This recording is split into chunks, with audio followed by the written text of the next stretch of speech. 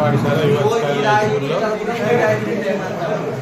నిన్న బుధవారం జరిగిన సంఘటన పేపర్లలో రావడం, అది డిఓ దగ్గరికి వెళ్ళడం, డిఓ సార్ కూడా ఎక్స్ప్లెనేషన్ అడగడం, మేము కూడా ఎక్స్ప్లెనేషన్ సబ్మిట్ చేయడం జరిగింది.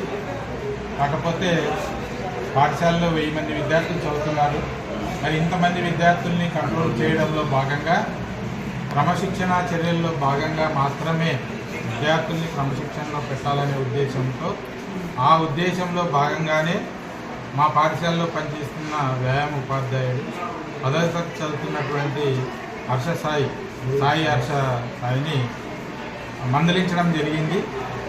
మరి ఇంకోసారి ఇటువంటి పునరావృతం కాకుండా మేము మా పాఠశాల సిబ్బంది కూడా చూసుకుంటామని విద్యార్థి తండ్రి అయినటువంటి నరేష్ గారికి తెలియజేస్తున్నాము.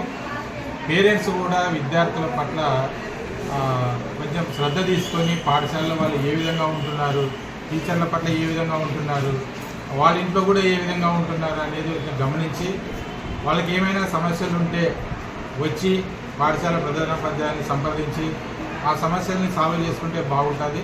మరి భవిష్యత్తులో ఇలా మనము బజారున పడడం బాగుంటుందని నా ఉద్దేశాన్ని ఆయన తండ్రికి తెలియజేస్తున్నాం. ఇది జరిగిన విషయం సార్. Okay, thank you.